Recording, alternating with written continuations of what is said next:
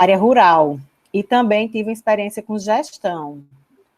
E foram 2 anos, e depois eu vim para João Pessoa, e comecei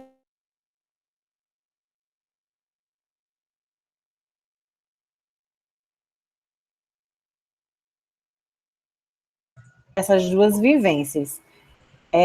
Na atenção básica, também estou como preceptora da residência multiprofissional, já há 5 anos, e também da residência de saúde mental. A gente recebe algumas turmas lá, não são todos os anos, mas tem anos que a nossa unidade se torna referência para a residência de saúde mental. E, assim, para mim é um prazer estar aqui com vocês, compartilhando de algo que eu amo, não é puxando a sardinha para o saúde da família, mas, na minha opinião, todo profissional, especificamente o médico, que tem o prazer de, assim que se formar, passar pelo saúde da família, é aquele médico que vai ser um médico completo, que vai ter um olhar diferenciado. Né? Muito a gente escuta falar durante a academia que aí vocês já vão pensando na especialidade, né? E eu vou dizer por prática mesmo e por experiência, como eu estou lá no trauma, como é triste ver médicos, especialistas, que não dominam a clínica.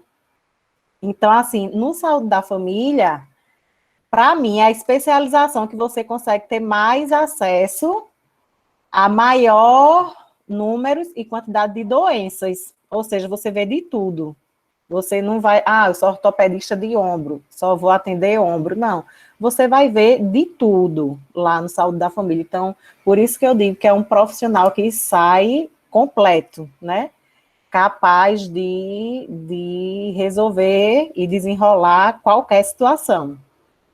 Eu mesmo já tive que, juntamente com médicos especialistas, dizer como é que se tratava um fungo, uma verminose de um paciente que estava internado lá no trauma, porque eles simplesmente esqueceram. Então, assim, para mim é um prazer imenso mesmo estar no Saúde da Família e estar contribuindo agora com o aprendizado de vocês. Em relação à pergunta de Pedro, é bem desafiador mesmo as ações de vigilância. Por quê? Porque não depende de um único profissional, né? A gente precisa trabalhar enquanto equipe, de forma multiprofissional e interprofissional, o que é o desafio maior. Então, assim, a equipe, ela precisa estar bem unida, ela precisa estar com o mesmo pensamento para a gente poder desenvolver essas ações de vigilância, né? E a atenção básica, ela é responsável, não sei se eu posso dizer todas, mas eu posso dizer que uma grande maioria das ações da vigilância é a atenção básica que faz, certo? Desde o acompanhamento das doenças crônicas, né, até as investigações da vida, ou seja, surto de sarampo, quem vai porta a porta é atenção básica, para fazer bloqueio, para fazer captação. A gente está vivenciando agora o coronavírus, né, onde a gente viu que a atenção terciária foi tão valorizada e esqueceram da atenção básica, e hoje a atenção básica é quem está fazendo a maior ação de vigilância, que é a imunização, né? Quem está fazendo a vacinação é a atenção básica, não é a atenção terciária. Então, assim, claro, todas têm sua importância, mas quem domina, quem faz essa gestão do cuidado realmente é a atenção básica. Então, assim, é um desafio muito grande, né? A gente cuida do usuário desde o ventre até a sua morte. Então, quem desenvolve esse cuidado é a atenção básica. E, fora o cuidado, a gente precisa ter dados, né, que nos dê respaldo para desenvolver esse cuidado. Então, cada território, ele tem sua característica, né? Eu sempre cito esse exemplo quando eu vim aqui para o Saúde da Família de João Pessoa, eu fui para uma unidade, não sei se vocês já tiveram algum estágio lá, não sei, no Gervásio Maia, lá no Mudança de Vida. Eu passei 5 anos lá, e eu fiz um grupo de criança, né, achando que estava abafando, porque eu tinha formado um grupo de crianças, e fui falar sobre alimentação com aquelas mães.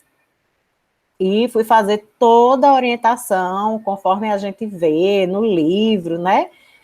As orientações nutricionais, os alimentos ideais. Passei mais de 1 hora falando. Quando eu terminei, a mãe de uma criança olhou para mim e disse: muito bonito o que a senhora disse. Agora, se a geladeira da gente está seca, como é que a gente vai dar essas frutas e essas verduras para essas crianças? Então, assim, aquilo para mim serviu de um aprendizado muito grande, porque antes eu não procurei ver o perfil da comunidade que eu estava atendendo. Eu fui trazer para eles o quê? O ideal, né? Porém, o ideal foge do real, na maioria das vezes, da nossa comunidade. Então, é importante a gente ter esse olhar, né, do território. Inicialmente, a equipe, ela atende uma área adscrita, né? Então, assim, é um território fechado que a gente tem para fazer o atendimento. Hoje, o Ministério está preconizando que seja por pessoas e não mais por famílias, né? Então, cada unidade deve atender acima de 2.000 pessoas, né? Até 4.000, dependendo da característica desse território. Geralmente, a área rural fica com 2.000 pessoas devido à distância mesmo, para os acessos estar se locomovendo para fazer essas visitas. E a gente aqui da área urbana fica em torno de 4.000 pessoas. E aí a gente consegue ver no nosso território como é misto, né? A minha equipe mesmo, que é o Jardim Itabaiana 2, fica ali no Cristo. Eu tenho ruas que têm um poder aquisitivo enorme, né? De terem carros de luxo, casa com piscina, planos de saúde, e tenho ruas das pessoas passarem fome, não ter saneamento básico, tá exposto a lixão, morar atrás do cemitério, que eles fazem do muro do cemitério um lixão. Então, assim, duas realidades completamente diferentes, separadas apenas por uma rua. Então, é importante a gente ter esse olhar que jamais a ação que eu vou fazer para essa comunidade, primeira que eu falei, vai ser a mesma que eu vou fazer para esse segundo público que eu falei, né? Então, como é que a gente vai saber quais ações a gente precisa priorizar e estar desenvolvendo em nosso território? Inicialmente, mensalmente, na verdade, a gente faz o levantamento de alguns dados, né, que caracterizam a nossa equipe, como número de pessoas, número de pessoas maiores de 18 anos. Por que número de pessoas maiores de 18 anos? Porque a captação de hipertenso diabético a gente faz com esse público, né?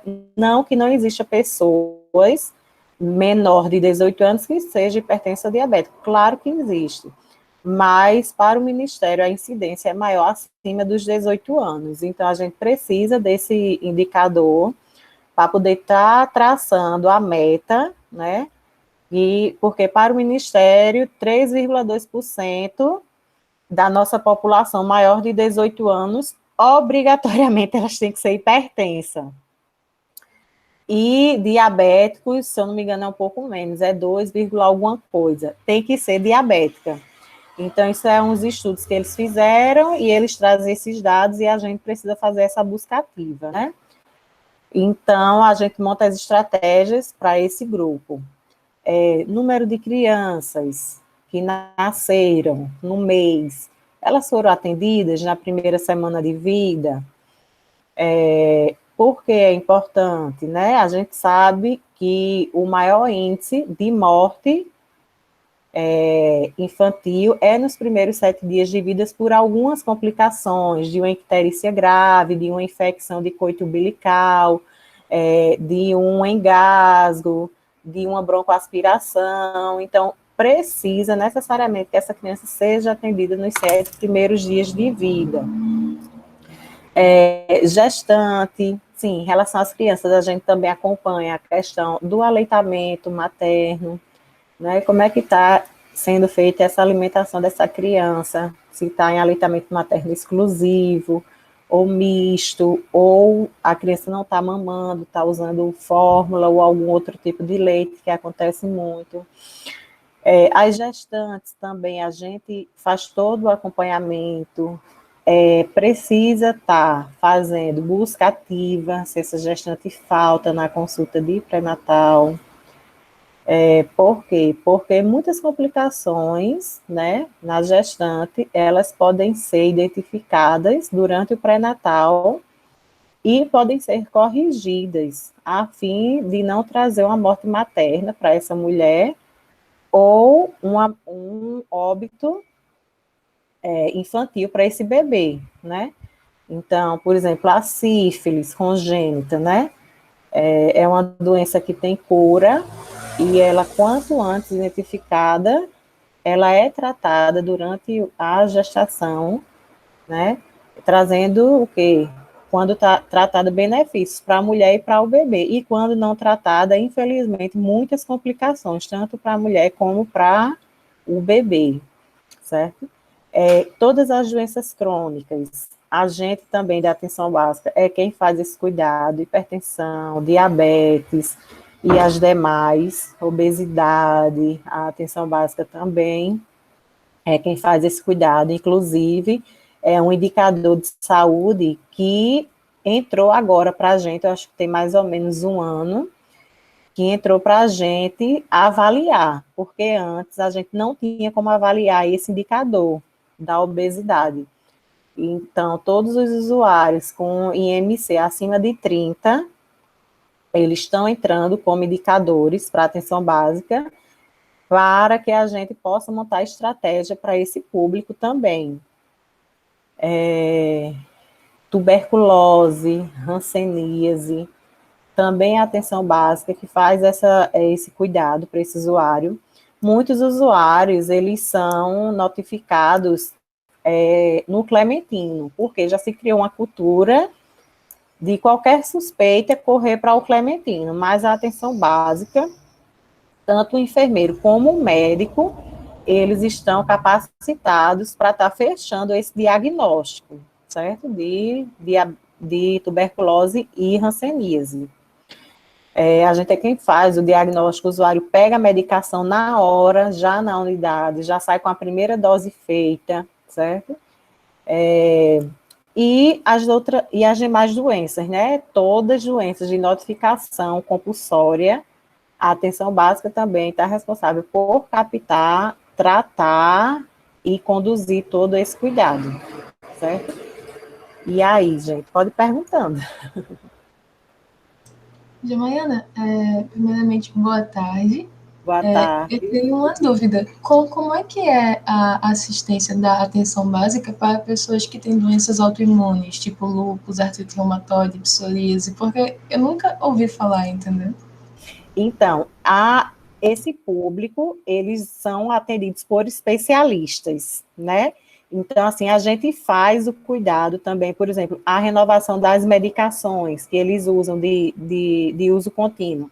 A atenção básica acompanha o caso também, renova essas medicações, porém, eles também precisam ser acompanhados pelo especialista, né? E aí, a maioria, a referência é no HU, certo? Mas a atenção básica, ela tem que fazer a gestão do cuidado desse usuário. Por quê? Quando ele tem qualquer intercorrência, ele não tem acesso a correr para o HU e ser atendido. O médico especialista que acompanha ele não está lá à disposição. Ele vem para onde? Ele vem para a atenção básica, né? Então, assim, a gente geralmente usa uma ficha de referência e contra-referência para estar se comunicando com esse especialista, certo?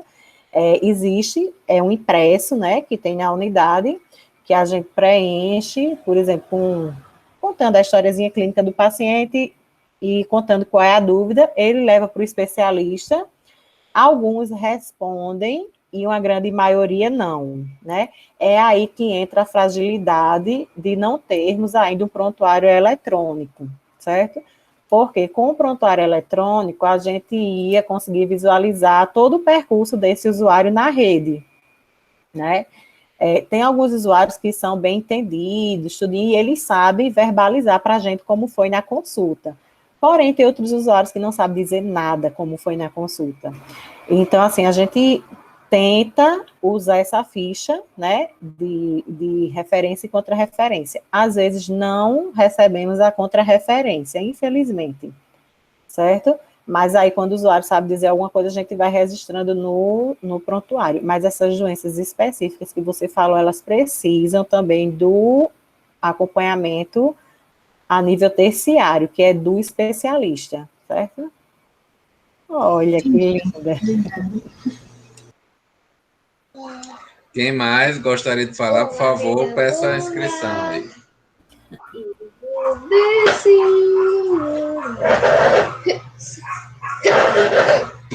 Enquanto o pessoal se anima aqui, pedir inscrição, viu, Jama? Eu vou lhe perguntar uma coisa. A informação dentro da unidade de saúde, como é que ela é processada? Porque, assim, a gente sabe que vocês têm que fazer relatórios, né? Vocês fazem mapeamentos. Como é isso no dia a dia? Quem é que coleta? Quem é que processa? Para onde vai? Diz isso para a gente. Deixa eu aproveitar. Pera. Eu ia Já perguntar também. Junto com o Pedro está falando, Jama, o SEAB deixou de existir há quanto tempo? E como foi a questão da implementação ou não implementação do ESUS? E como é que vocês estão resolvendo a parada? Daí entra a pergunta de Pedro. Certo. Eu acho que essa que é o grande nó, né, para a vigilância em saúde hoje, na saúde da família, né? A produção de informação. Isso é verdade. Né? O SEAB, se eu não estou enganada, eu acho que já tem uns 4 anos que deixou de existir, se não mais. Eu acho que é mais ou menos 4, 5 anos. E para os meninos, o que é o SUAB? É um sistema de informação que a gente já tinha todos os indicadores que a gente tinha que quantificar o que a gente tinha. Por exemplo, quantos hipertensos eu tenho? Aí eu ia lá e informava, 250. Quantos você acompanhou? Vamos lá, 190. E aí foi feito uma mudança para o ESUS, né? Que é outro sistema de informação. Na nossa visão, bagunçou muito a questão do controle da vigilância. As equipes que se organizaram, né? Beleza, né? Hoje em dia, tem equipes que, se você chegar e disser assim, quantos diabéticos tu tem? Tem equipes que não vai saber responder. Porque perdeu totalmente esse controle. A gente tinha que fazer cadastro desse pessoal, bem direitinho. Tinha um sistema para estar informando esses usuários dessas doenças crônicas. E com o ESUS, esses cadastros deixaram de existir. Como é que é feito esse controle? Não sei se vocês já viram, mas eu acredito que vão ver como é a ficha do ESUS. O usuário chega na unidade e traz o seu cartão SUS, você informa lá no ESUS o cartão SUS, data de nascimento, sexo desse usuário e qual é a comorbidade que ele tem, ou qual é a situação que o trouxe na unidade. Nem sempre ele vai ter alguma comorbidade, por exemplo, ele pode ter ido na unidade por uma infecção urinária. Aí a gente vai notificar com o CID da doença, certo? Da infecção urinária.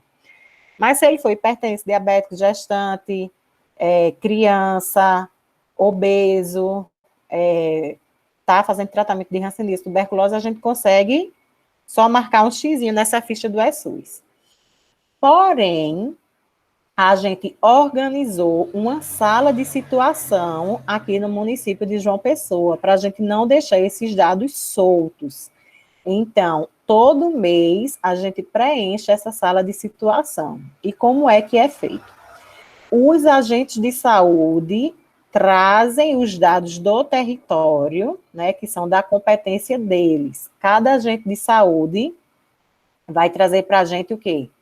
Quantas crianças eles têm de 0 a 6 meses, de 6 meses a 2 anos, de 0 a 5 anos, quantas gestantes, quantas pessoas na população geral, quantas pessoas na população maior que 18 anos, quantas mulheres de 25 a 64 anos, que aí a gente vai conseguir fazer o rastreio do câncer de colo de útero, certo? Que o citológico, a gente calcula a meta por essa faixa etária de mulheres, de 25 a 64 anos. Quantos hipertensos, quantos diabéticos, tem alguém tratando tuberculose ou hanseníase, quantos obesos, quantos pacientes que quantos pacientes de saúde mental.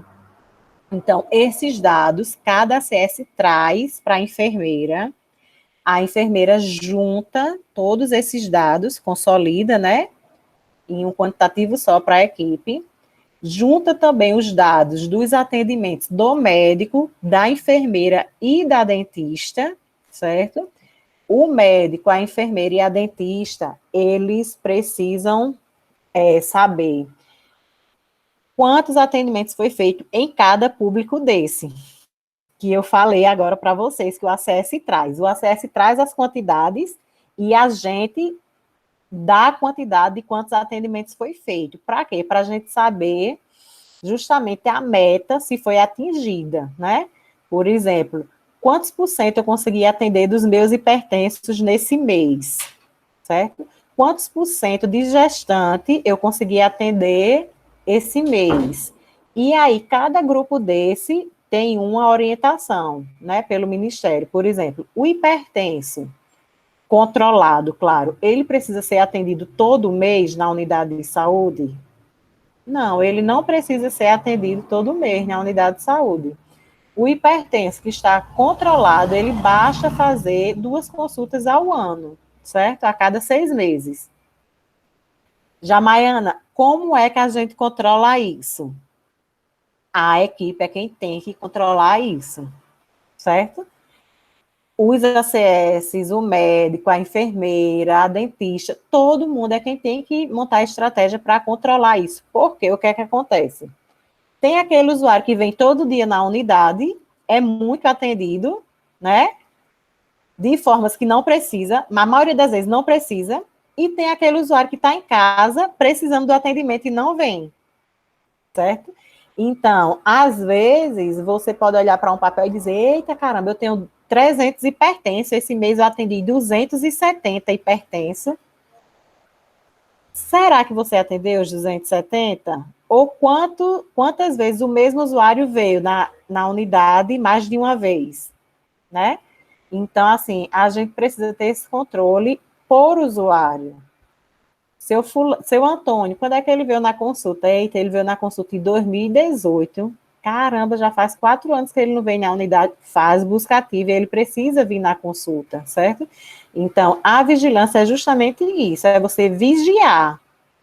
Você vai vigiar, vai estar cuidando, não somente do que procura, mas principalmente do que não procura a unidade, certo? Então, é justamente isso. Por exemplo, gestante. No final do pré-natal, tem gestantes que vêm 4 vezes no mês para consulta. Aí você vai contabilizar 4 consultas, né? Mas de uma única pessoa. Então, se uma gestante faltou, a gente não pode se iludir, porque eu atendi 4 vezes aquela gestante, vai compensar naquela outra que eu não atendi. Não é isso. A gente precisa saber, por usuário, quantas vezes necessário ele tem que vir na unidade e quantas vezes ele veio. Isso é a vigilância, é a gente ter esse controle. Seu José, toda semana está no posto, sempre tem esses usuários, né, que a gente já conhece. Então, seu José precisava estar sendo atendido pela hipertensão toda semana? Não, não precisava. Às vezes ele vem mesmo por uma questão de saúde mental, de precisar conversar, às vezes mora só, quer ver a gente, né? Quer ficar conversando, desabafando. e cria algumas situações, né? Cria algumas queixas de doença, que, na verdade, era só uma conversa que ele precisava, né?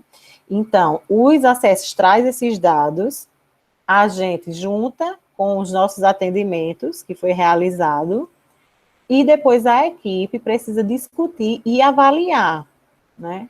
Como é que está esse trabalho, né? Quem precisa ser feito a busca ativa, quais são os casos mais gritantes que a gente precisa estar montando algumas estratégias para tentar resolver.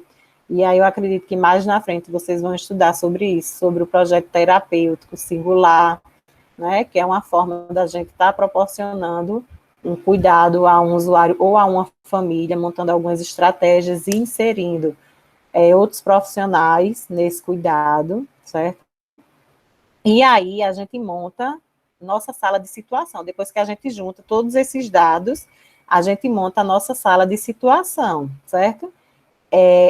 Cada equipe se organizou de uma forma diferente. João Pessoa tem uma sala de situação que tem alguns mínimos dados de saúde da criança, saúde da mulher, doenças crônicas, deixa eu ver o que mais, dados do território. É uma sala de situação bem pequenininha. Lá no Jardim Itabaiana 2, eu montei uma sala de situação para a equipe, né, para a gente ter acesso a outros dados, por exemplo, quem são os nossos acamados, quem são os nossos cadeirantes, deixa eu ver o que mais que a gente tem, quantas ações educativas a equipe realizou. Então, assim, tem alguns dados que eu achei necessário, número de idosos, né, para você ter ideia, na sala de situação de João Pessoa não tem pedido o número de idosos. Então, não sei como é que é montada as estratégias para a saúde do idoso, né, se eles não sabem quantos idosos tem. Então, é um quantitativo que eu sempre peço para estar atualizando também. Então, a gente tem a nossa própria sala de situação. Depois eu posso até disponibilizar para Pedro, se ele quiser mostrar a vocês como é essa sala nossa de situação. Eu acho que tem 42 indicadores, que todo mês a gente alimenta, né? Claro, não vou dizer a vocês que a gente não conseguia discutir todos, porque em uma reunião de equipe não dá para discutir. Uma tarde toda ou uma manhã toda não dá para discutir essa quantidade de indicadores, né? Porque as demandas que tem no território são gritantes, assim, de usuários que estão passando por algumas situações, e termina que a gente se debruça mais nisso para atender o ACS que está com aquele sofrimento no seu território. E, por exemplo, a gente tinha um horário reservado por mês para estar fazendo essa discussão dos indicadores. Porém, na gestão passada, nos foi tirado esse horário, né? E a reunião de equipe, ela ficou sendo fragmentada, né? Reunião com a equipe toda de saúde, a gente só tinha se precisasse, ou seja, se eu, enfermeira, achasse preciso fazer uma discussão de indicador, eu marcava o dia e faria uma reunião. Porém, a gente teria que atender antes, e essa reunião só seria de 9 às 11. E a reunião com toda a integrada, que a gente também tinha um horário todo reservado, um turno todo reservado, também foi tirado. A gente passou a ter essas reuniões também, sempre no final do expediente. E tinha que ter atendimento. Então, antes da pandemia, a gente vinha nesse da carruagem, todas as enfermeiras, que geralmente é quem carrega mesmo essa questão de estar juntando os indicadores, estar fazendo a discussão, sentiu muito na pele, né, que nos foi tirado esse horário da gente estar discutindo com a equipe. Toda a equipe sentiu, os agentes de saúde sentiram, e eles não tinham mais como estar repassando para a gente não tinha mais como estar planejando essas estratégias de cuidado para os usuários e para esses grupos prioritários. Eu espero muito, né, depois que a pandemia passar, porque também mexeu na rotina da atenção básica, a gente consiga retomar essa organização, né, Eu estou bem esperançosa, eu vejo que já está tendo a mobilização agora, por parte da residência médica em saúde da família, da residência multi, de estar organizando o atendimento para essas pessoas que não são COVID, né? Porque eles também precisam do cuidado, por mais que a gente oriente, incentive o isolamento, né, social também, fique em casa, mas esses grupos prioritários, tipo diabético, hipertenso, a gestante, eles têm que ter também esse momento presencial na unidade, né? Porque senão não vai morrer de Covid, vai morrer de uma complicação da diabetes, né? Pode morrer de um infarto.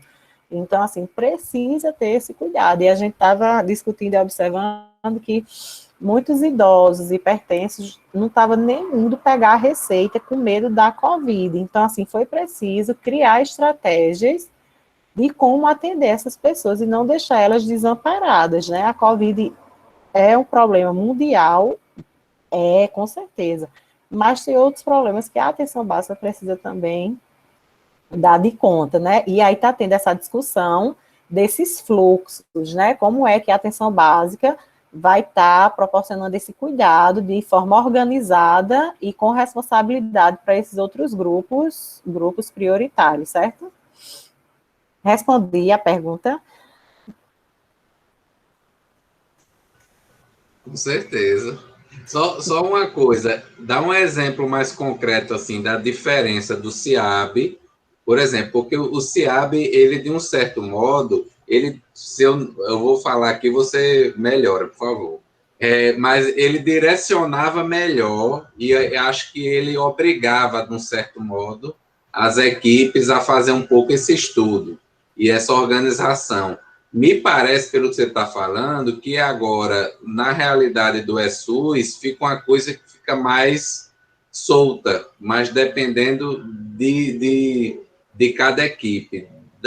Comenta um pouco isso, dá uns exemplos assim para a turma entender como era antes e como é agora. Pronto, o CIAB, vamos lá, gestante, certo? Vou dar um exemplo de gestante.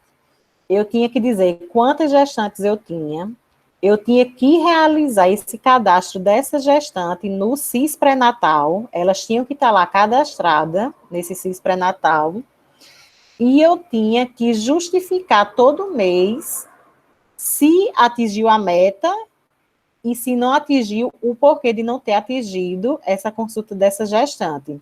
Por exemplo, eu tenho 15 gestantes, apenas 13 vieram na consulta. Por que as outras duas não veio? Eu tinha que justificar o porquê. Por exemplo, a gestante não veio na consulta, pois viajou e passou um mês fora do território. Então, no CIAB eu conseguia fazer isso, essa justificativa do porquê não está alcançando a meta. E tinha que montar estratégia. Tinha que montar as estratégias em cima das queixas que eu não conseguia atingir a meta. Um exemplo, gestante não veio para o pré-natal porque não quis. Era a justificativa que o ACS deu. Então, por que ela não quis? Aí ia lá a discussão com a equipe, né? É questão, ela não está se sentindo acolhida, é questão de acesso, é por não achar importante. E o que é que a gente pode fazer em relação a isso? Aí tinha que montar todas as estratégias. Para quê? Para no mês seguinte, esses problemas não acontecer e a gente conseguir atingir a meta, certo? No ESUS, a gente, primeiro, já não tem cadastro de gestante. Já não existe cadastro de gestante. Eu só notifico no ESUS se a gestante veio ou não. Ela veio, beleza, vai estar lá a consulta. Ela não veio? Ô, Jama. Pode perguntar. Deixa eu te perguntar uma coisa. Hiperdia, né? Tipo assim, cismama, ciscolo, entendeu? Tudo isso acabou. Não tem mais nada disso. Não, não tem. Aí o que é que acontece? Então, por exemplo, assim, você não tem mais cadastro, você não tem mais o programa de acompanhamento de gestante. e que você calculou, você via, você tinha que agendar as 6 consultas e as consultas puerperais para poder receber um incentivo, né? incentivo. Não tem mais Pronto. isso, né? Não, aí o que é que acontece? Ano passado, né? Ano passado foi mudado A nova PNAB, em a nova 2017, né? PNAB, Aí veio a história isso, do pacote de serviços, não foi? justamente. E aí agora eles estão lançando alguns indicadores que a gente precisa acompanhar. Inicialmente agora entraram 6, eles são no total de 12. Vai aumentar de forma progressiva, né? Que aí está inserido justamente esses grupos prioritários: hipertenso, diabético, gestante, criança, tuberculose, hanseníase, consulta agendada, consulta espontânea. Chama. Nós ficamos cegos durante 5 anos, então. Justamente. Ficou Né? super desorganizado, super desorganizado. E assim, eu acredito que ainda vai continuar, porque eles lançaram essas estratégias, né, esses indicadores, aonde, por exemplo, a gestante ela tem que ter pelo menos 6 consultas, sendo 2 médicas e 4 de enfermagem, certo? Mas aí eu digo, se a gente não cadastrou essa gestante, como é que eles vão contabilizar isso? Porque o cadastro hoje de uma gestante é feito somente naquela fichinha do SUS. Eu boto o número do cartão do SUS dela, eu boto data de nascimento, boto com quantas semanas ela está de gestação, se a gestação foi programada ou não, boto quantas gestações anteriores ela teve e marco lá, pré-natal. É o cadastro dessa gestante. Então, eu não sei como é que eles vão conseguir acompanhar isso. Sinceramente, é o que eu digo, a equipe vai ter que se organizar por conta própria. Mas aí, né? Jama, tem um problema, né? Tipo assim, se não tem um sistema unificado de informação, se não tem um procedimento homogêneo de coleta e produção de informação, cada um faz o seu, né? Pelo que estava acostumado a ser feito. E nesse cada um faz o seu, a gente acaba tendo uma perda de controle, né? Por exemplo, se eu quiser fazer a avaliação do atendimento da gestante de uma unidade integrada, eu não tenho, às vezes, como comparar, porque cada equipe tem uma estratégia diferente, né? Fora o trabalhão que vai dar, porque você tem que contar toda vez, né? Então, assim, gente, ó, é o que a gente está perguntando, está conversando aqui, a gente vai aprofundar um pouquinho mais nas disciplinas, nas aulas agora desse eixo, entendeu? Que é justamente isso que a gente está colocando. Imaginem vocês, né? Um atendimento que você tem que fazer né, pela responsabilidade que tem sobre a comunidade. Então, você tem que se antever, né, aos problemas da comunidade e acompanhar como é que está sendo o desenvolvimento das ações. Para isso, ninguém tem cabeça para guardar na cabeça, entendeu? E haja papel para poder escrever as coisas. Para isso, a importância dos sistemas de informação, que a gente vai conversar depois lá. A gente tinha um sistema de informação que tinha problema, que era o CIAB, mas era um sistema de informação em que a gente baseou toda a ampliação da atenção primária à saúde do Brasil, e quer queira, quer não, funcionava de referência para a gente poder discutir as coisas. Agora, há 5 anos atrás, eu acho que é isso mesmo, João. Eu não sabia se era 4 ou 5 ou 5 ou 6. Entendeu? Eu acho que é isso mesmo. Tem, né, uma substituição do CIAB pelo ESUS. Realmente, a proposta do ESUS é fantástica. E ela daria conta, sim, do hiperdia, do Ciscola, do Cis pré-natal, se a gente tivesse estrutura para isso, né, João?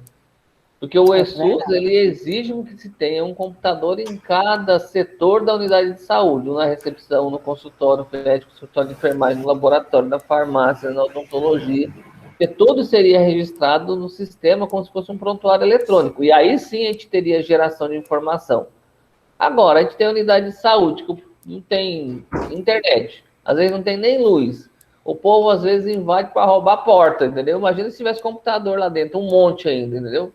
Então, tipo assim, por isso que a gente fala que a discussão sobre saúde é muito maior do que só discutir saúde. Para mim, ter um sistema de informação montado, eu preciso de estrutura das unidades, eu preciso de garantia de energia elétrica que não falta. A gente, às vezes, perde vacina porque falta energia e a vacina aumenta a temperatura da geladeira, a gente perde. A gente precisa de internet que funcione, não gambiarra, que a gente tem que ficar usando o nosso celular para conseguir fazer quantas marcações de exame, marcação de consulta era feita nas unidades de saúde. A gente precisa de segurança no bairro para poder a unidade de saúde funcionar direito, entendeu? Precisa de dinheiro para investir. Então, tipo assim, eu acho que a gente precisa começar a ver que a assistência não se dá somente pela boa vontade dos profissionais, a assistência não se dá só pela saúde, mas a gente tem que falar de infraestrutura, tem que falar de segurança pública, tem que falar de tudo isso, né? Senão a gente não consegue fazer. E lembrar também, eu acho que isso é muito importante, essa conversa com o Jama está sendo assim, fundamental para a gente, porque ela mostra, né, que não é para a gente ficar sentado atendendo e esperando as pessoas chegar, né? Não é isso, né, a proposta, né, da atenção primária, né? A gente tem que se responsabilizar, né? A gente tem que atuar, né, de maneira ativa junto à comunidade, junto às famílias, junto às pessoas, para poder produzir, né, indicadores de saúde positivos, né? E isso bem friamente, né? Na verdade, a gente tem que melhorar a qualidade de vida das pessoas e das famílias, né? Eu acho que isso é fundamental e importante para vocês estarem vendo. Porque assim, Jama, o que me incomodava muito, e eu acho que todo mundo tem essa visão, é que é coisa burocrática, entendeu? Ah, é papel para preencher, entendeu? Não é papel para preencher. Né? Talvez do jeito que está sendo colocado agora, seja papel para preencher, porque você preenche meia dúzia de coisas e ninguém sabe o que fazer com aquilo, porque não serve para nada, né? Você manda para o distrito vai consolidar. Quem vai consolidar tudo aquilo de ficha? Não existe isso, entendeu? Não, e assim... É a nossa ferramenta de trabalho. É a mesma coisa que a gente pensa para atender o indivíduo. Eu já falei isso para os alunos, né? Você pega sinais e sintomas. O que o cara fala, que está sentindo, são sintomas. E o que você examina e vê, que são sinais. E junto que constitui uma síndrome que te aponta para um diagnóstico. Na comunidade é a mesma coisa, né? Só que assim, a forma de você aferir, a histórico-cultural que você conhece seria os sintomas. E os sinais, né, que é a coisa objetiva, seriam as informações produzidas sobre a saúde da comunidade, para você fazer a sua hipótese e depois intervir sobre a comunidade. E além disso também, eu acho que é uma coisa importante de marcar, que o sistema de informação não é só para poder saber quantos tem. A gente planeja com ele, a gente acompanha as ações desenvolvidas, a gente avalia o que a gente fez, a gente planeja outra vez, e assim vai, numa roda contínua, né? E sem isso, eu falo para você, eu fico besta quando a gente vai para a unidade de saúde, às vezes tem trabalho para fazer, e a gente não tem nem noção por onde começar a buscar os dados. Ainda bem que os profissionais, os agentes de saúde, o pessoal da enfermagem ainda tem consciência de registrar isso nos benditos dos cadernos, né? Mas é uma coisa absurda, entendeu? A gente regredir de um sistema computacional para ficar anotando no papel, entendeu? É a mesma coisa de eu imaginar que o banco hoje não funciona mais por aplicativo de celular, mas por caderneta que você tem que levar para o gerente carimbar e assinar, entendeu? Para abrir conta, que nem a avô da gente fazia. Bisavô, né? Não é nem avô, bisavô da gente fazia. E assim, para a gente, profissional, é bem desgastante, porque com o SUS, a gente não consegue emitir relatórios que antes a gente emitia com o CIAB, né? Se eu quisesse ver lá quais são minhas gestantes cadastradas, o CIAB me dava. O CIAB me dava, né? Se eu quisesse ver meus hipertensos, diabéticos cadastrados, o CIAB me dava. Com o SUS, a gente não consegue emitir esses relatórios, não consegue. E o que é mais triste, a gente não tem nem a certeza se os dados que a gente anotou no papel vão ser digitados. Porque aqui, até a gestão passada, e essa permanece, né? Não sei se vai mudar, espero que sim. Os profissionais, eles foram convidados a digitarem os seus próprios SUS e estarem mandando o arquivo para o distrito mensalmente.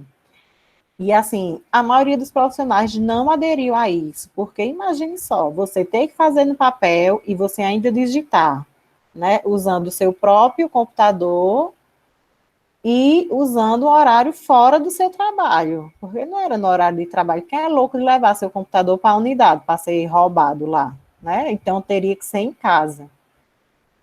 Então, assim, a maioria dos profissionais não aderiu, e a quantidade de digitadores que tem não é suficiente para a grande demanda. Então, assim, um atendimento que eu faço no mês de fevereiro, ele tem que ser digitado até 15 de março. Então, o digitador, ele não consegue digitar toda a demanda. E ele, uma vez, eu fui perguntar, tu consegue digitar todo mundo? Olha que tinha o digitador só para ouvi-la, viu? Ele disse, não, eu faço assim, se eu digitei a sua esse mês que vem eu não digito, eu digito de outra pessoa que eu não digitei no mês passado. Quase que eu caía dura. Quase que eu caía dura, ou seja, não adianta também ter todo o esforço do ACS, todo o esforço da enfermeira, do médico, de fazer um atendimento, de fazer buscativa, de registrar, se isso não é informado. Não adianta. Por É exemplo, o trem mais sem futuro que tem, né, não, Jama? justamente, teve Faz e não serve para nada. Eu não sei o que o pessoal pensa da vida, não. Sei não. Eu fiquei assim, caramba, eu passei uns 3 dias muito mal, como que se o meu trabalho tivesse sido jogado no lixo. Era o sentimento que eu tinha. E a gente fez toda João Pessoa passou por um remapeamento, né? Porque as áreas descobertas, foi visto, né, por um estudo que foi feito, que a quantidade de agentes de saúde que João Pessoa tem, dá para cobrir todo o território de João Pessoa.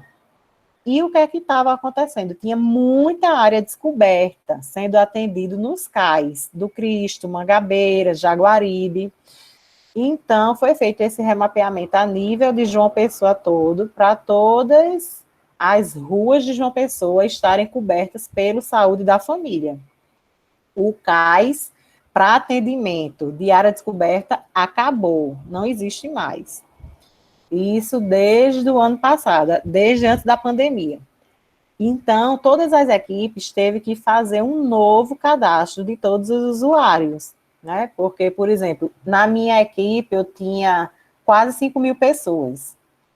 Aí tinha uma equipe de outra unidade que tinha 2.000 e pouca. Aí eu passei mais de 1.000 famílias para essa equipe que tinha 2.000 e pouca. E assim foi se ajustando.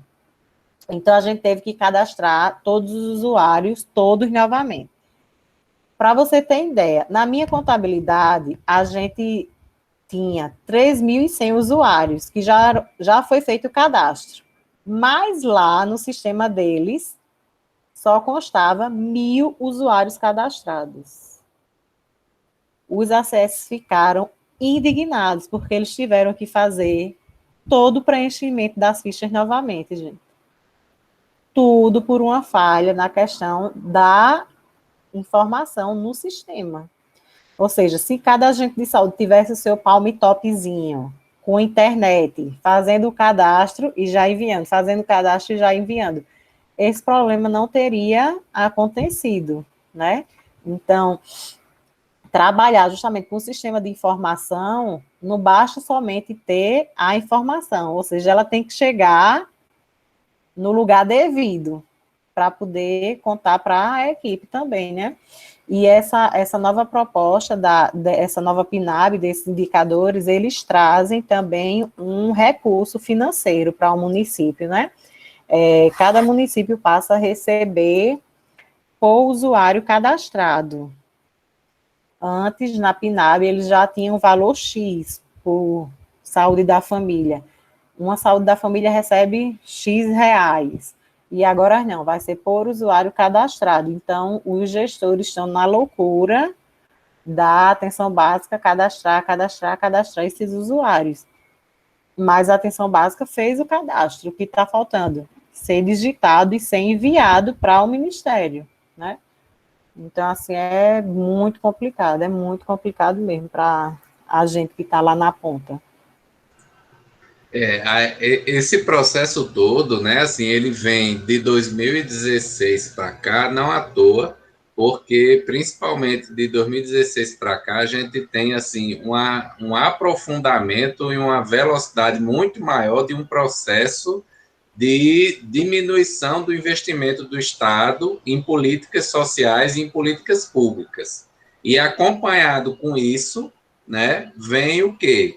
Vem uma ênfase, pessoal, numa compreensão de atenção básica como pacote mínimo, como pacote básico. Básica não de ser a base, mas básica de ser o mínimo do mínimo do mínimo possivelmente ofertado E esse mínimo do mínimo numa lógica de clínica de família, não de saúde de família.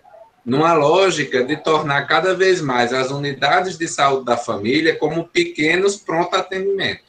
E aí atividades como vigilância, como sistema de informação, planejamento, educação e saúde, etc., elas vão sendo cada vez mais menosprezadas, entendeu? Porque a lógica central é dar atendimento básico, no sentido de mínimo mesmo, para a população se sentir satisfeita e não reclamar muito, entendeu? Então, assim, é o mínimo do mínimo possível.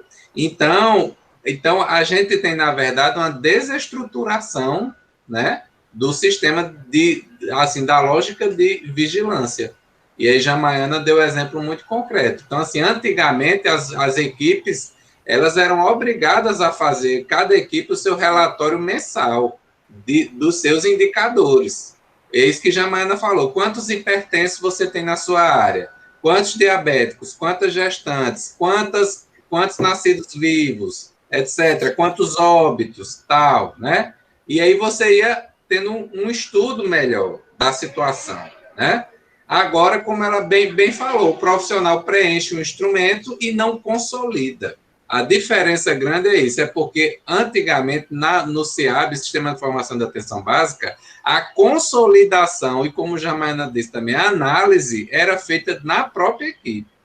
Agora, fazer essa consolidação, como ela também disse, depende de uma iniciativa da equipe. Tem equipes que fazem, tem equipes que não fazem.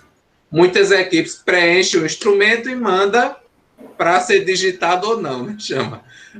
Antigamente, a diferença é que você preenchia e você mesmo na equipe sistematizava, organizava e estudava. Então, assim, a gente tem hoje uma dificuldade muito grande nesse sentido, né? Mas a gente está aqui enquanto universidade, né? Enquanto instituição formadora, para fazer esse olhar crítico com vocês, né? E aí, assim, minha pergunta próxima vai nesse sentido, Jama, dizendo assim, se você lembra de alguma história exitosa, alguma experiência exitosa, por exemplo, de quando vocês começaram a olhar os dados, a fazer essa análise, e isso gerou uma ação importante, ou seja, tipo assim, e alguma situação em que os dados se transformaram em uma informação, e essa informação gerou uma ação, tá entendendo? Tipo assim, vocês, de repente, se surpreenderam com alguma coisa e agiram. Se você lembra de alguma experiência assim. Olha, eu vou contar uma experiência do tempo do CIAB. Eu era lá do Mudança de Vida nesse tempo, e eu trabalhava com a médica residente Thais, não sei se vocês chegaram a conhecer. Pronto. E aí, a gente discutindo os dados, a gente viu como tinha pessoas, olha só, nem era um indicador do Ministério, mas a gente já usava na nossa discussão, né? Os acessos já traziam esse quantitativo para a gente, de obesos na área. E aí era alarmante, assim, o pessoal do poder aquisitivo muito baixo, né? Passava muita necessidade, então eles comiam o quê? Pão, porque era, assim, em relação a outras comidas, você consegue comprar uma grande quantidade com pouco dinheiro, né?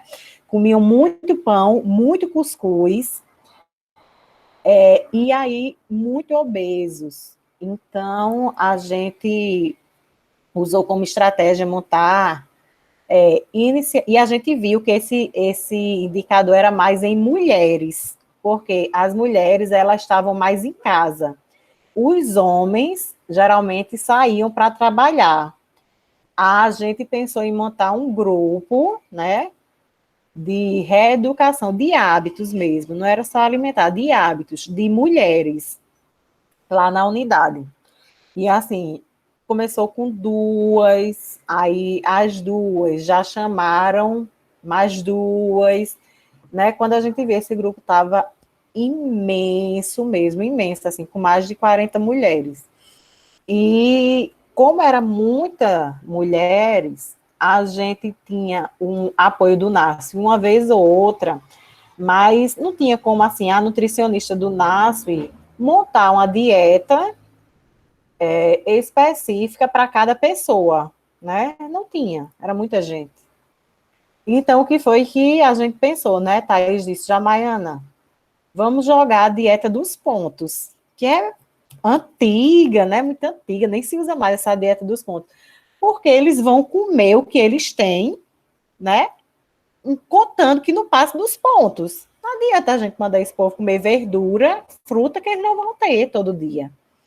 Então, bora jogar os pontos. Eles têm que comer X ponto. E aí, eles se viram se vão comer só uma vez ao dia ou se vão dividir durante o dia todo. Bora orientar para dividir durante o dia todo. Mas tem que comer X pontos. E assim, gente, foi muito bacana. Muito bacana. Inclusive, foi o trabalho dela de conclusão da residência, foi em cima desse grupo. Muito bacana mesmo, assim, teve várias outras histórias, por exemplo, tinha muitas, eu acho que 99% delas não faziam caminhada e nem iam para aqueles equipamentos que tem, né, nas praças públicas de ginástica, por medo, por ser um bairro bem violento. Então, elas tinham medo de estar se deslocando para a praça para fazer atividade física, que tinha até um professor da educação física, a gente fez essa articulação, ele, não, eu estou aqui, ó, todo dia de manhã, de 6 às 7, e todo de tarde, de 4 às 5, mas elas não iam com medo. Então, elas começaram a fazer grupos, isso foi uma iniciativa delas, fazer o grupo delas para irem para a atividade física. Em vez de eu ir só, eu vou com minhas amigas, agora que eu conheci no grupo. E outra coisa que aconteceu, assim, bem bacana também, foi uma usuária que começou a frequentar o grupo. Eu acho que ela tinha 170 quilos. E eu acho que ela foi, assim, uns 5 encontros do grupo, a gente não obrigava ninguém a falar nada, né? Então, assim, só falava quem queria, né? E essa usuária, ela foi 5 encontros, ela entrava muda e saía calada. Ela não falava nada. E lá a gente também tentava trabalhar o quê? A questão da mente, do empoderamento da mulher, da autoestima. E essa mulher, no 6º encontro que ela foi, que ela falou, ela trouxe um relato, assim, bem importante, da história de vida mesmo dela, né? Que ela era uma mulher magra, mas ela tinha um companheiro que incentivava ela a engordar, porque para ele a mulher tinha que ocupar a cama toda, tinha que ser uma mulher de encher a cama toda, e ela disse que começou a cair na compulsão alimentar mesmo, para agradar o companheiro, e chegou nessa quantidade de peso que chegou. E o companheiro deixou ela, né, abandonou ela e alegou justamente porque ela estava muito gorda, disse assim, você engordou tanto que me expulsou da cama. Então, assim, ela estava com a autoestima lá embaixo, frustrada, bem debilitada, então a gente acolheu ela, tudinho. Ela já estava inscrita, né, no programa para bariátrica, lá no HU, já fazia, acho que mais de um ano que ela estava no acompanhamento para fazer a bariátrica. E aí, essa mulher, olha, deu uma reviravolta. Essa mulher perdeu mais de 70 quilos, só com a dieta dos pontos, só com a atividade física. Tanto que ela trouxe o relato que quando foi para uma das consultas com o cirurgião, que ia fazer a cirurgia dela, ele disse, oxe, você fez a bariátrica onde? Que não foi com a gente. Ela disse, não, eu não fiz, eu só fiz uma reeducação alimentar. Ele disse, deixa de ser mentirosa. Ela disse, eu não estou mentindo, doutor. Ele disse, levante a blusa para me ver que você fez bariátrica assim. Ela levantou a blusa, ele ficou besta, mandou até uma cartinha assim para a médica, para a doutora Thaís, falando, ele ficou besta de não acreditar. E ela foi tentar, né, justamente, ela continuou indo para as consultas para tentar fazer as plásticas, porque ela ficou muito flácida mesmo. Então, assim, a mulher que incentivava, ela criou um grupo de WhatsApp para fazer o contato com essas mulheres. Ela, autoestima super lá em cima, ela dançava quando tinha a gente sempre fazia isso pelo menos uma vez no mês, uma aula mais, uma atividade física na própria unidade, né? Ela dançava tudo, então, assim, uma coisa linda de se ver, né? Ela resgatou a saúde, né, física, e a saúde mental, a autoestima, a alegria de viver. Então, assim, foi muito bacana mesmo. Para mim, tem várias outras experiências que eu poderia contar, mas para mim, a que mais me impactou foi justamente essa, desse grupo de reeducação de hábitos de vida. É fantástica essa experiência, eu já conheço um pouquinho, eu acho que eu tive até na banca de Thaís, que ela apresentou esse trabalho, foi muito legal, assim, e assim, mostra uma face importante, né, ou seja, assim, a gente quer o quê? Que a vigilância possa promover o quê? Que os dados que a gente coleta, como você fala, não vire só uma coisa burocrática. Quando a gente está falando que foi um retrocesso que houve, é porque, assim, não é para ser uma coisa burocrática, não. É para você fazer o registro, mas para você fazer uma análise, essa análise gerar uma avaliação e gerar uma ação. Para quê? Para você melhorar aquilo que você está diagnosticando, né? E aí a gente vai vendo que por trás dos números tem essas histórias de vida, né? Como você falou aqui, né? E aí a gente está vendo também uma articulação de uma experiência de vigilância com experiência de educação e saúde, né? Assim, que é também fundamental, e de promoção de hábitos saudáveis, de uma vida mais saudável, né? E eu até, assim, como nutricionista, eu posso falar que duas coisas importantes que você fala e que às vezes a gente não passa, a gente não atina. A obesidade, né? Assim como também diabetes e hipertensão causada a partir do excesso de peso, tem muito na classe trabalhadora, na classe popular. Tem muito, né? Por esse fator que você fala, porque não é só a gente, a pobreza econômica não tem só a ausência de comida. Muitas vezes ela tem uma comida, né? Assim, de uma forma nada saudável, né? Fora essas outras questões várias que estão em torno disso. E a questão dos pontinhos, né? É uma questão assim que meus colegas nutricionistas batem muito assim, claro, da gente não vê a dieta da gente como a somatória ou de calorias ou de ponto, porque o ponto a gente pode comparar com caloria, porque o ponto, na verdade, os pontos eles são símbolos, vamos dizer assim, de X caloria, né? Na verdade é isso, né? Mas assim, e eu concordo com isso, mas também tem essa dimensão. Eu digo por mim, por exemplo, eu recentemente, graças a Deus, e, enfim, eu consegui perder uns 15 quilos, assim, de uns 6 a 8 meses para cá.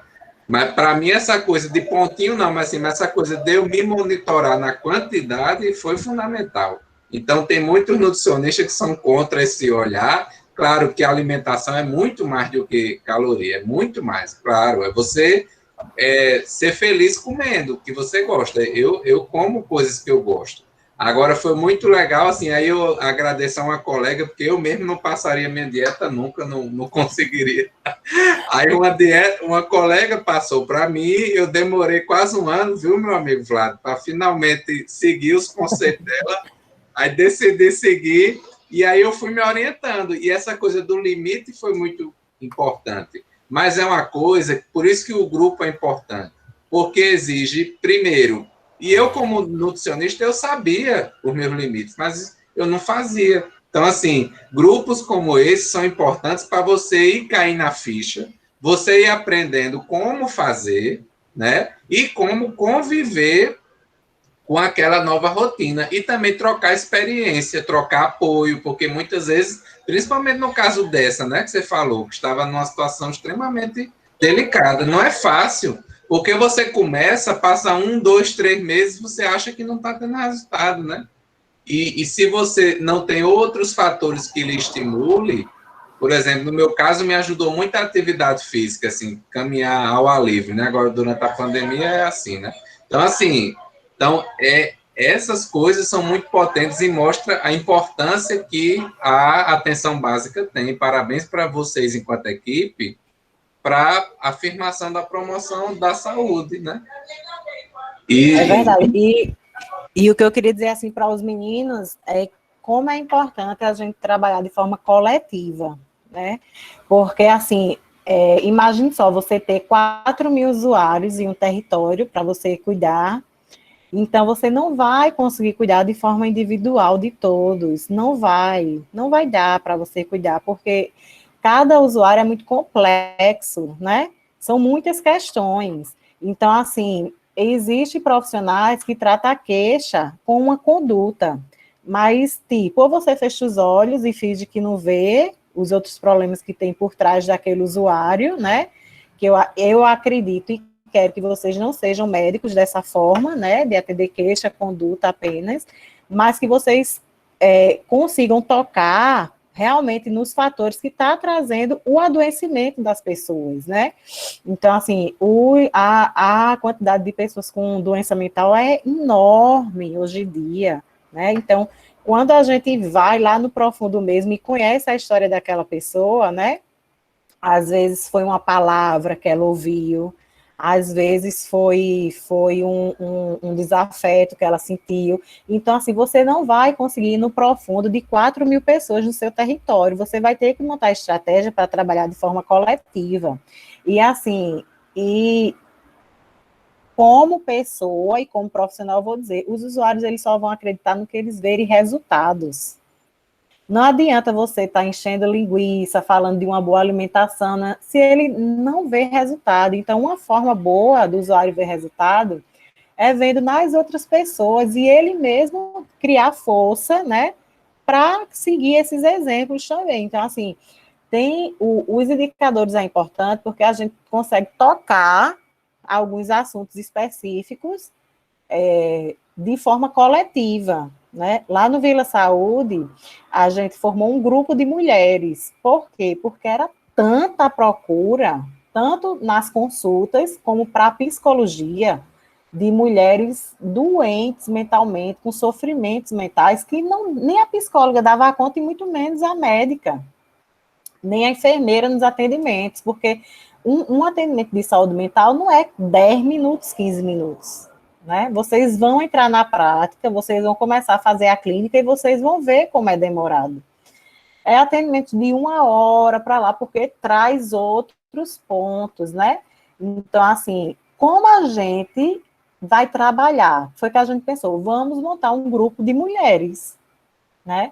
Então, a gente montou esse grupo de mulheres, ele era composto, tinha a psicóloga, né, que conduzia, mas tinha toda uma equipe multiprofissional também que participava, e não existia uma receita, ou seja, elas eram quem traziam as demandas delas, né, então, assim, foi um grupo muito bacana, teve que parar devido à questão da pandemia, mas assim, que a gente via como teve gente, pelo amor de Deus, depois de 2, 3 meses do grupo, como essas mulheres traziam relatos, né? A gente mesmo tinha uma usuária que ela ia, meu Deus do céu, na unidade todo dia, todo dia, todo dia, todo dia. Eu mesmo, quando eu cheguei para a equipe, eu estava no acolhimento, quando era a vez da usuária, estava comigo a dentista e a auxiliar, elas se levantaram e saíram, mulher, atende ela, e eu não sabia o que era. A mulher poliqueixosa. Pedro até conhece. Bora na Rua da Unidade, Pedro. Tu já sabe, né? Poliqueixosa. Ela tinha dor, disse que para tocar no cabelo, quando ia pentear, doía. Até a unha do pé esquerdo. Olha, era assim. Foram mais de 40 minutos na escuta com essa usuária. Essa usuária, ela ia direto na unidade. Todo dia era uma queixa, todo dia era uma queixa, todo dia era uma queixa, todo dia era uma queixa. E assim, por incrível que pareça, o trabalho do PNAB, não sei se Pedro já falou para os meninos sobre o PNAB, também é um projeto, né, Pedro? Que acontece lá na unidade. Foi o projeto do PNAB, o grupo de mulheres e o grupo de terapia ocupacional. Como transformou a vida dessa mulher? Como transformou a vida? E eu acredito que muito mais o PNAB, porque tocou em um ponto que ela ama, que é cuidar de planta. Então, o PNAB tem uma horta lá na unidade e ela se tornou a dona da horta, com todas as forças. Então, assim, raramente ela procura a equipe para um atendimento. Eu aqui fico chamando, ei, venha fazer sua consultinha, viu?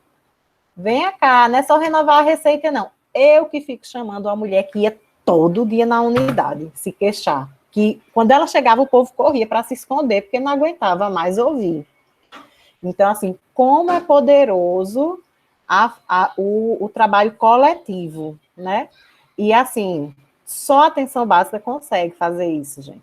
Só a atenção básica consegue fazer isso. Então, assim, uma equipe bem estruturada, que tem os seus indicadores acompanhados, avaliados, onde é montado estratégias em cima deles, como tem o poder de alcançar muitas pessoas e mudar a vida de muitas pessoas também, né? E aí você, como profissional, se sente realizado de estar vendo que pessoas estão sendo mudadas com um pouquinho do que você sabe, né? E não aquele profissional que, imagine, se a gente continuasse atendendo essa usuária todo dia, todo dia, todo dia, como é frustrante a gente saber, por exemplo, que você fez o exame lá, diagnosticou algo, passou o medicamento, e você vê que aquilo não resolveu, a mulher voltou no outro dia com a mesma coisa, ou com uma queixa pior. Como é frustrante, né, se a gente não consegue identificar o real problema do usuário. E, por incrível que pareça, os principais problemas hoje das pessoas, né, de doença, está na mente. Não é uma questão mais fisiológica, é mental mesmo. Então, é algo que não tem muito remédio, não, para isso, não.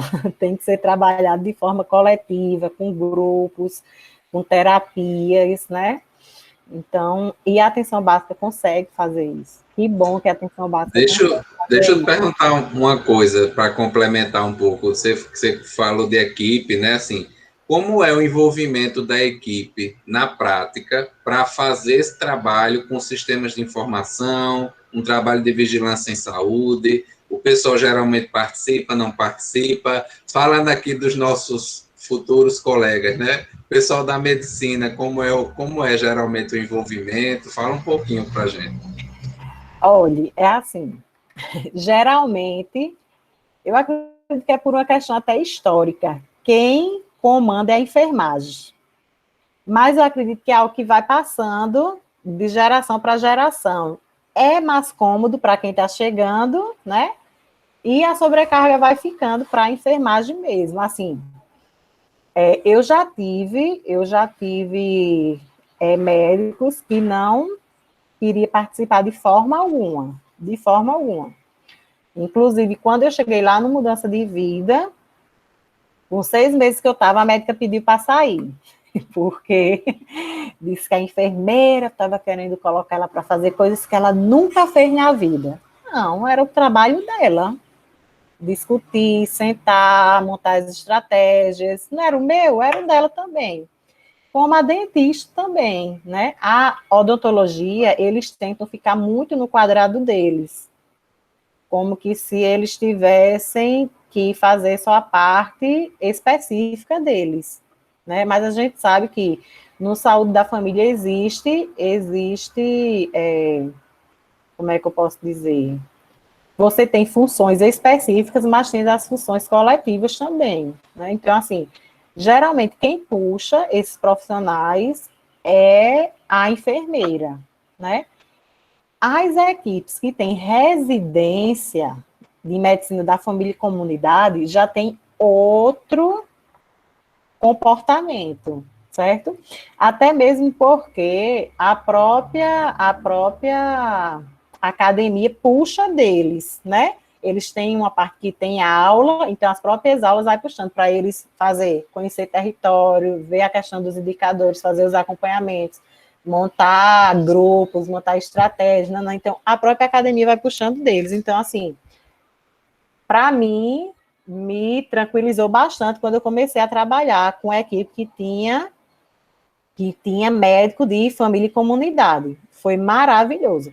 Mas a gente vai encontrar profissionais que não têm interesse algum, que só quer fazer o atendimento, acha que atendeu, vão embora e pronto, eu estou aqui só para atender a comunidade, principalmente profissionais médicos, e dentista também, sendo que a dentista a gente consegue puxar com maior facilidade, mas tem os médicos, principalmente alguns mais antigos, que são bem mais resistentes em relação a estar fazendo esses trabalhos mesmo.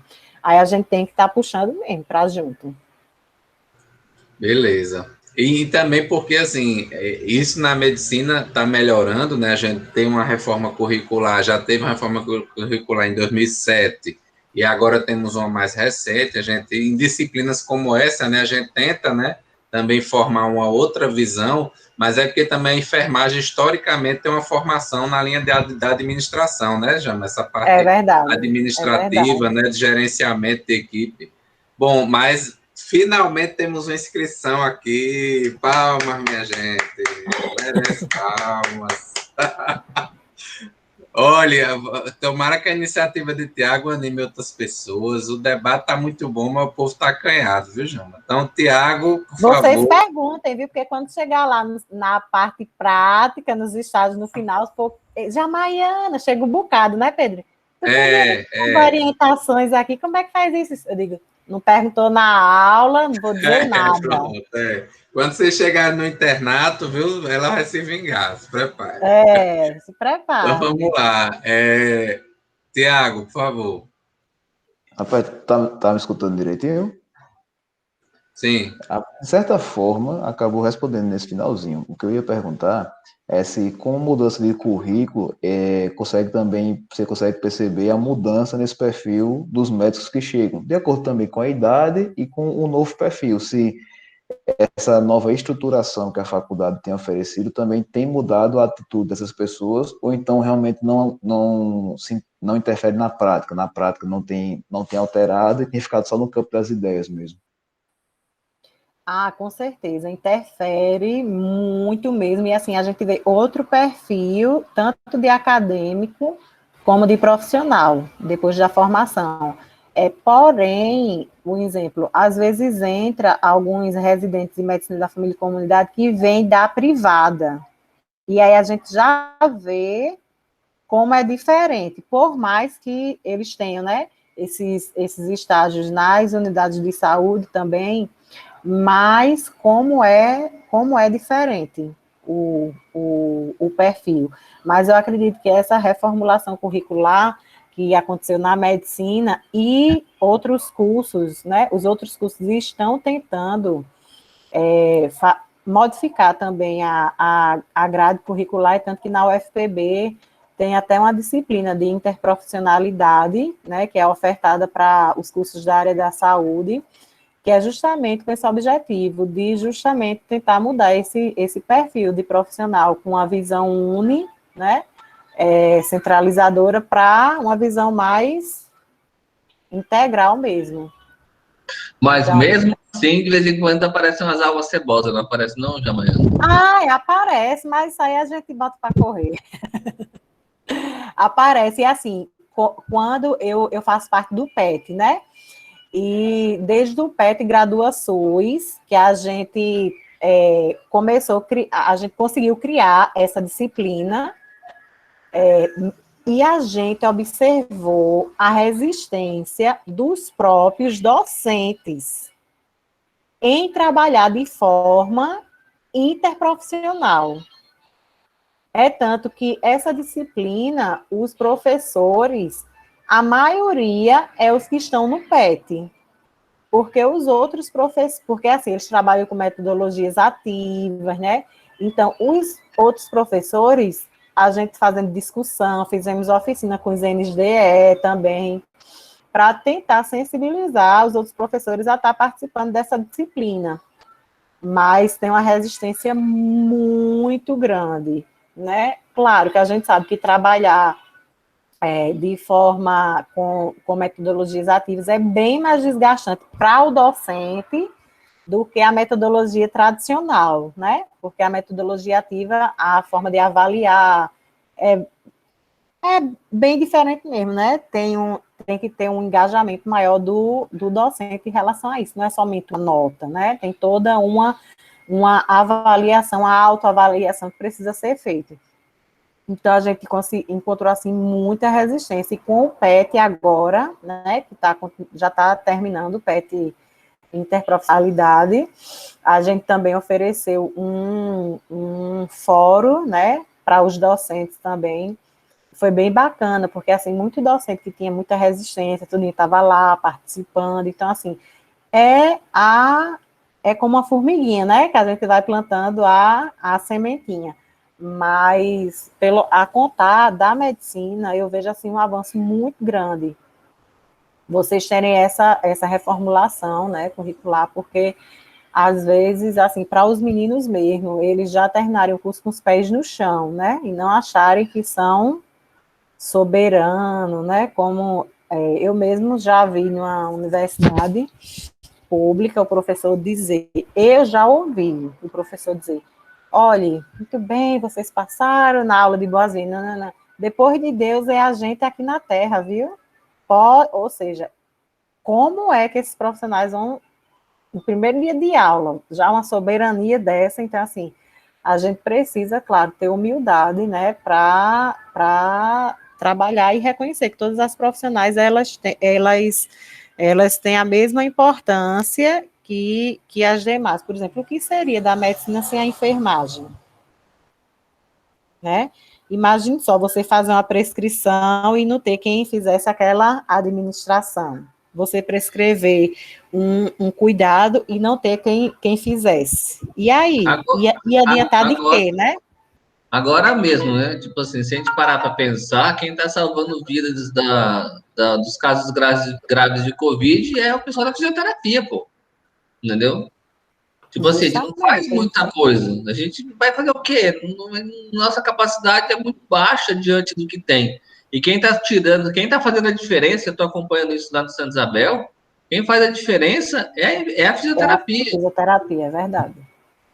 Então, tipo assim, não dá para a gente poder dissociar ou achar que tem hierarquia ou que existe diferença entre as profissões. As responsabilidades são as mesmas e os compromissos deveriam ser os mesmos, né? Porque também tem isso também, né, Jamaíra? Porque, assim, às vezes tem uma cobrança muito grande de todos os profissionais, mas do médico é mais flexibilizada a cobrança, né? Não dá para entender isso também. O cara ganha mais e é cobrado menos. É uma sacanagem. É verdade. Devido à lei da oferta e da procura, né? Eu acredito que daqui a uns 2 anos vai diminuir mais, porque, por exemplo, se tem uma vaga para enfermeiro, quantos milhões não se inscreve, né? Lá nos confins da terra, onde ninguém quer ir, onde o vento faz a curva, milhões se inscrevem. E se tem uma vaga para médico, às vezes nenhum se inscreve. Então, geralmente, essa flexibilização é realizada devido a esses motivos, né? Mas hoje, com muitas faculdades particulares, né, formando médicos a cada 6 meses, então eu acredito que daqui a um dia não vai estar muito diferente da enfermagem, não. Infelizmente. Mas realmente é. Agora, Thaís pediu inscrição. Boa tarde. Jamaiana, minha dúvida é mais assim do cotidiano da unidade de saúde. Eu não sei se você chegou a falar, porque minha internet ficou caindo, mas eu queria saber se é recorrente vocês fazerem visitas domiciliares no caso de pacientes que faltam consultas muito importantes, que estão fazendo um acompanhamento, algo assim. Ou se vocês realmente não têm disponibilidade para fazer essa visita domiciliar. Então, antes da pandemia, a gente realizava visitas domiciliares de forma rotineira, né? Uma vez por semana, tanto a médica, como a enfermeira, como a dentista.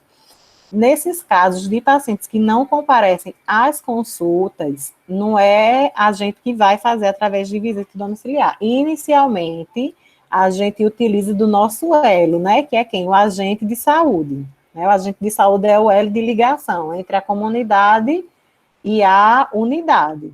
Então, a gente pede para o agente de saúde fazer a busca ativa, saber o porquê, e já remarcar uma nova consulta, certo?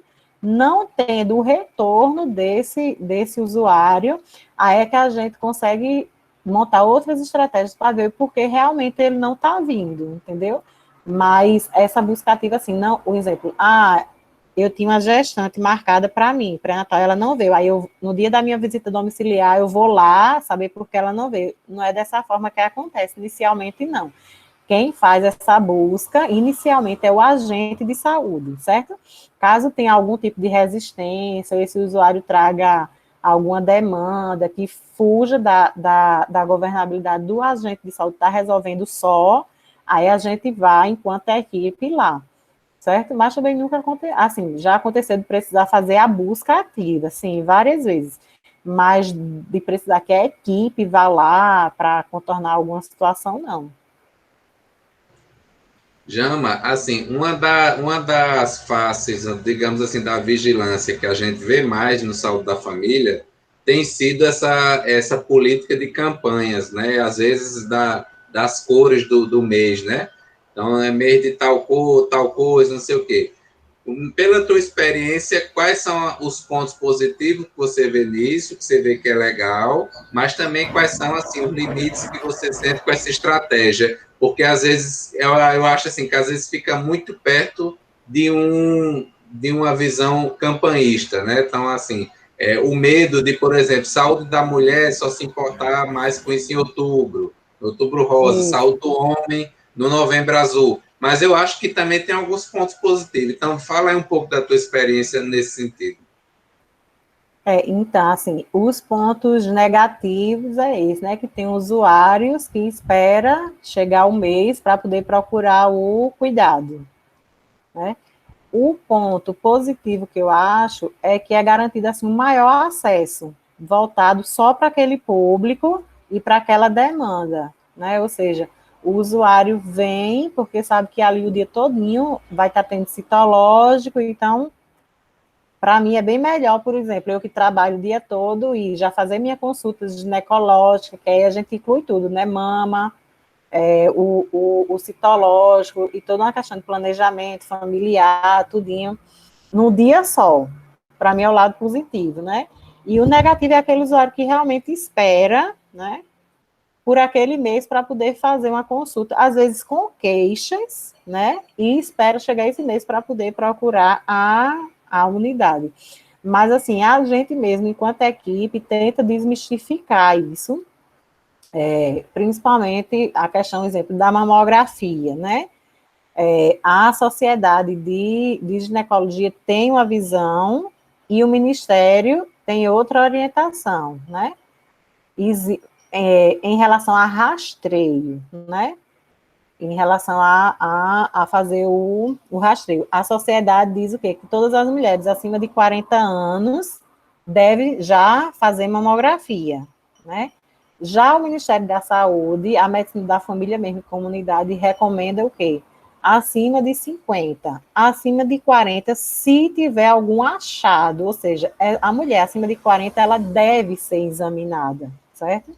Se for encontrado algum achado na hora do exame, se pede a mamografia. Caso não, ela não precisa fazer esse exame, né? Por quê? Porque tem uma chance de dar um falso positivo muito grande, né? Então, você vai estar procurando algo que você pode trazer um sofrimento psíquico para aquela mulher de forma desnecessária, certo? Já o citológico, não, né? A gente sabe que realmente a mulher começou a ter a vida sexual ativa, né? Um ano após isso, ela precisa começar a fazer o citológico, né? Então, assim, eu acho importante a questão do mês. E, sim, outro lado negativo que eu acho é que tem equipes que esperam um mês para poder fazer ação em relação ao tema, entendeu? Ah, eu vou esperar o mês amarelo para mim poder falar de suicídio, para mim poder identificar as pessoas que estão com sofrimento na minha unidade. Claro que não, né? Então, assim, eu acredito que o mês é mais uma questão cultural mesmo, para estar incentivando, para estar falando mais naquele assunto, a questão de mídia também, né?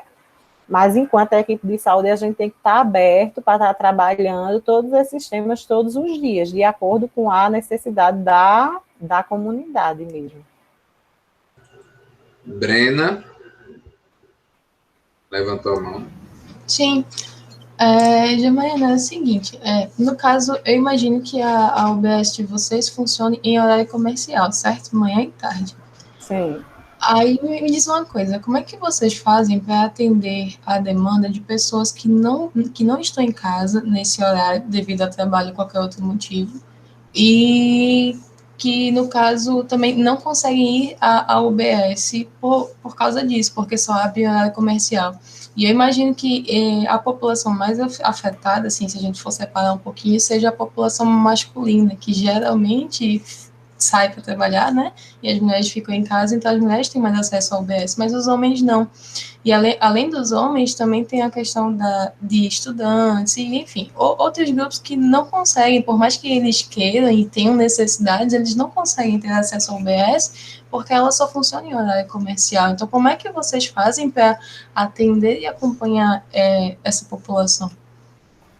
Então, realmente, principalmente na questão de saúde do homem, quando é o mês de novembro, essas ações, elas geralmente são realizadas à noite, justamente para garantir um maior acesso para eles estarem procurando a unidade. Porém, o que a gente conversa muito com as mulheres desses usuários, principalmente quando a mulher traz a queixa, que o marido está precisando de uma consulta, tudo, é que todo mundo tem direito a se cuidar e que ele vai ter garantido que um documento comprobatório que ele esteve lá para uma consulta, né? Então, o que a gente faz para facilitar a vida é fazer o agendamento da consulta de maneira prévia. Por exemplo, a esposa, algum familiar vem na unidade, traz a demanda, a gente agenda, exemplo, se não for algo urgente, óbvio, né? Para a próxima semana, porque ele vai ter tempo de avisar na empresa, no seu local de trabalho, que naquele dia não vai poder ir trabalhar ou vai chegar mais tarde, não sei, porque vai estar numa consulta médica, né? Porque se cuidar é um direito de todos, né? Então, eu acredito que uma vez na vida, assim, botar um atestadozinho não iria trazer problema. Mas, geralmente, para o homem, em novembro, a gente geralmente faz a ação no turno da noite, certo? Mas também a gente não viu muita diferença, não, viu? Da procura de ser de dia ou de noite, não. Não viu, não, muita diferença, não. E existe já, né, um projeto do Ministério da Saúde, já chegou aqui em João Pessoa, não sei por que não começou ainda, mas tem prazo para as unidades trabalharem com horário alongado. As unidades, elas vão ser abertas à noite também, não são todas, né? Vem um recurso extra, inclusive, para isso, para profissionais trabalharem 20 horas, que é justamente essa equipe da noite.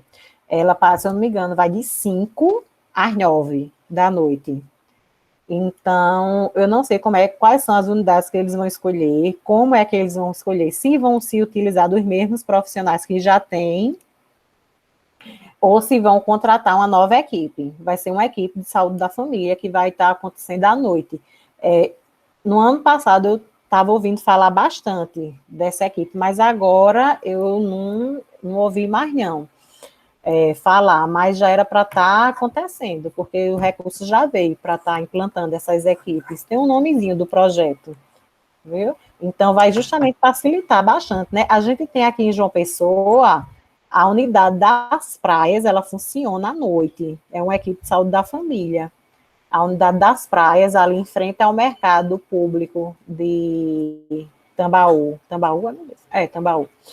Tem uma unidade também que funciona à noite no Costa e Silva, e tem também, se eu não me engano, em Mandacaru, uma unidade que também funciona à noite. Já tem isso aí já de muito tempo, que essas unidades funcionam à noite. Agora vai estar sendo mais unidades, que vai estar sendo contemplada com esse projeto. Obrigada, Bom, gente. pessoal, obrigado. A gente tem mais 2 perguntas. As perguntas agora vieram no final, mas tudo bem. Eu vou fazer o seguinte, eu vou passar para as 2 perguntas, a gente faz um bloco e aí Jamaina responde e a gente encerra, porque faltam 10 minutos aí para o nosso teto, tá certo? Então, quem pediu aqui primeiro, pelo que eu vi, foi Maria Eduarda. Maria Eduarda pergunta, depois logo em seguida, Luísa. Oi, boa tarde. Eu queria perguntar sobre atendimento às mulheres que vocês acham que podem sofrer de violência doméstica. Não só a violência física, mas também a violência psicológica, porque geralmente são feitos encaminhamentos, né? Só que como é uma situação bem delicada, muitas vezes a mulher não chega falando. Então, é muito disso de a equipe perceber por ter contato direto com a mulher, com a rotina, e perceber essas diferenças. Né? Você falou que tinha um grupo, então eu imagino que muitos relatos acabavam acontecendo, e talvez, mesmo sem ser a intenção, elas colocarem alguma coisa nesse sentido, e aí eu queria saber como é feito esse intercâmbio, né, entre a unidade de saúde e a polícia, ou algum atendimento especializado na Secretaria da Mulher. Lu, Então, quer responder logo? Então deixa eu responder, Luísa, porque é longa essa. A gente faz em bloco. bloco. Bem rapidinho. Então, existe, inclusive, uma ficha de notificação para acidentes ou violências. E qualquer profissional de saúde, ele pode estar preenchendo essa ficha, certo? Ela não tem o caráter, assim, para estar expondo quem está sendo violentado, não. Ela serve para quê? Para justamente servir de norte à quantidade em que essa violência está acontecendo, os locais que essa violência está acontecendo, inclusive a própria polícia tem acesso a essas quantidades para estar intensificando até a questão de rota, entendesse? Mas o que é que acontece? Muitos profissionais não entendem que esse preenchimento é para gerar justamente políticas de cuidado para essas mulheres. Mulheres não, qualquer situação de violência, às vezes é de idoso, né? E não preenche por medo. Mas é uma obrigação nossa, enquanto profissional. Por exemplo, eu, enquanto agente de saúde, né? Vou fazer uma visita domiciliar e lá eu presencio uma situação de violência ou psicológica, ou física, ou o que for. Eu posso notificar, não tem problema nenhum.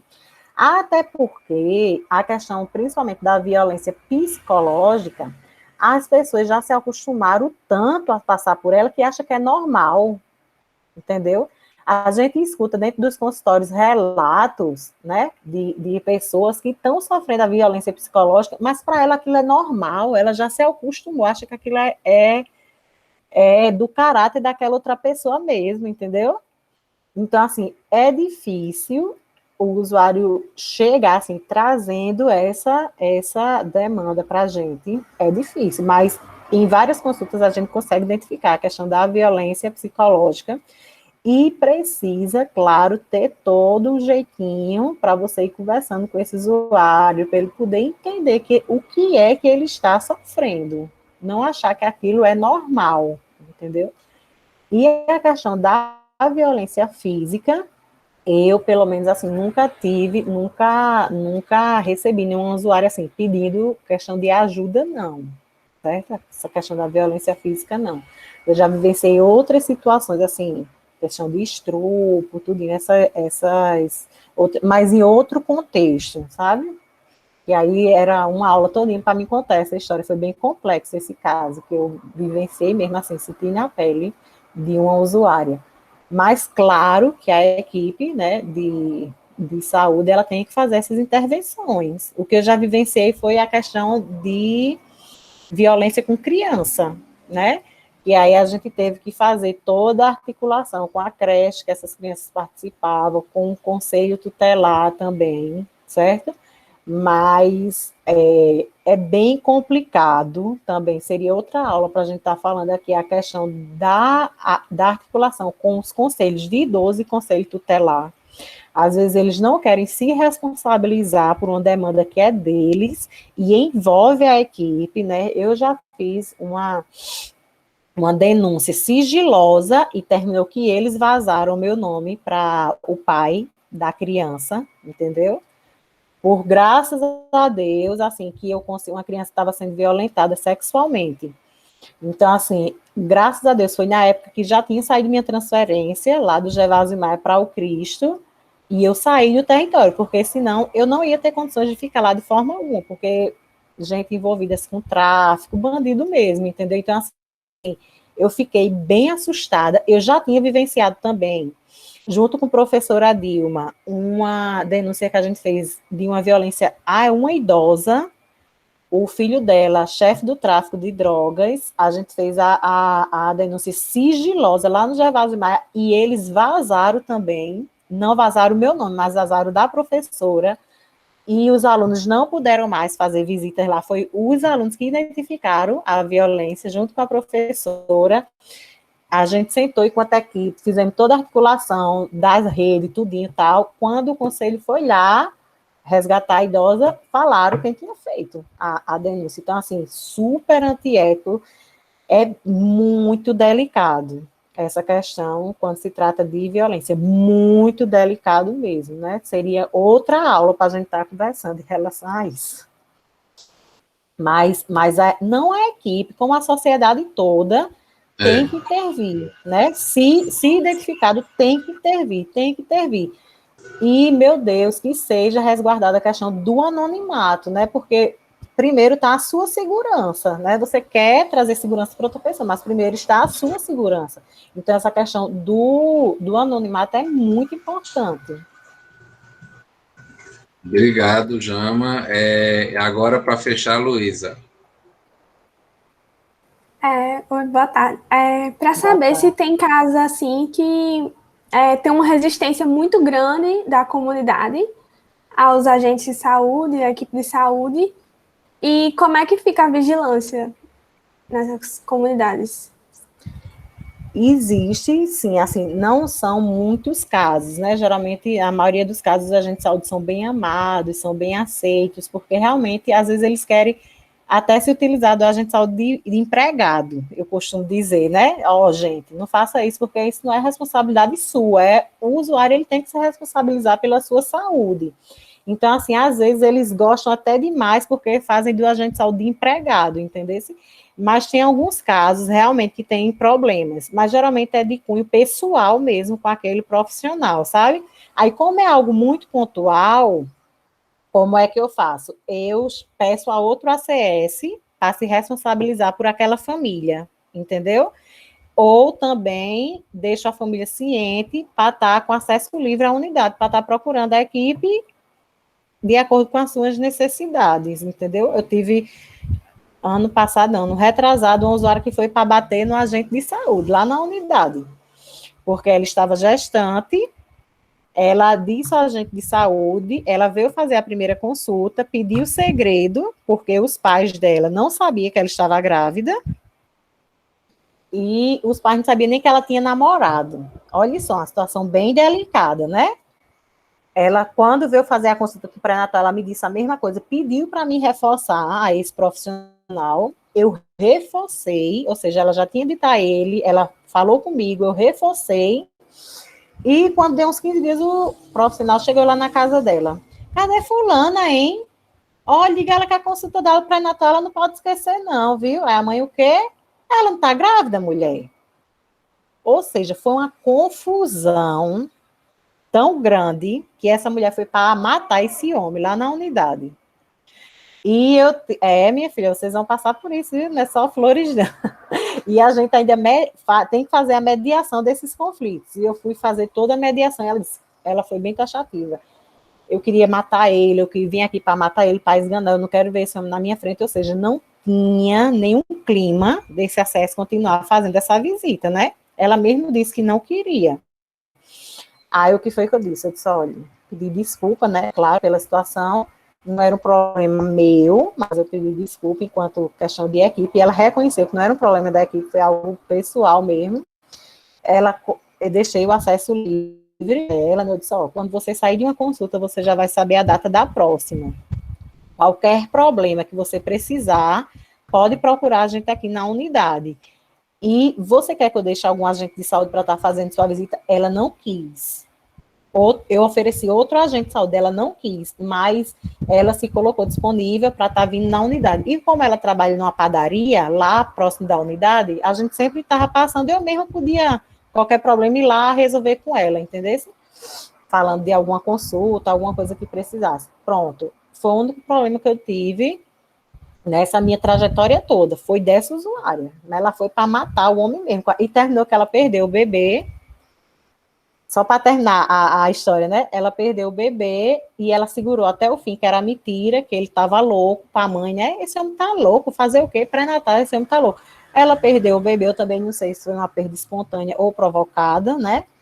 Mas ela perdeu o bebê e quem saiu por louco foi a agente de saúde mesmo, não foi ela, não. Mas, de fato, ela esteve gestante. Assim, a gente passa por muitas situações desse tipo. Gente, quero, assim, em nome de todo mundo, né, agradecer a Jama. Acho que esse papo continuaria aí por muito tempo. Acho que agora estava engrenando, a galera ia começar a fazer muita pergunta, mas é assim mesmo. A gente sabe que a gente conta com você. Você é uma parceira que está com a gente no cenário de prática nosso, num dos cenários de prática. E eu, assim, eu quero agradecer bastante a você pela sua presença, você ter tirado um tempinho para você estar com a gente aqui hoje, viu, minha querida? Foi muito legal. Joia, muito obrigada. Quero perguntar se o Vlad quer também falar alguma coisa, ou mais alguém, mas, assim, muita gratidão para você trazer esse seu depoimento, que ajuda muito o estudante que está começando a trajetória a cair as fichas, a contextualizar, a entender tudo isso que a gente fala na teoria e os desafios de fazer isso na prática, né? É verdade. Então, eu queria só agradecer também, falar que foi muito legal, muito bom a gente começar um novo eixo de discussão a partir da realidade, né, que foi apresentada, né, realidade prática, cotidiana, e se deixar, né, a gente fica aqui conversando a tarde inteira, né, eu acho que a gente tem verificado isso toda vez que a gente conversa com os profissionais, né? É lógico que, infelizmente, isso não é uma coisa que são todos os profissionais, né? A gente gostaria que fosse todo mundo, né? É verdade. As pessoas que a gente traz aqui são referências das coisas que fazem e cada vez mais a gente fica surpreso, né, com as contribuições que podem ser, que são trazidas para a gente, né?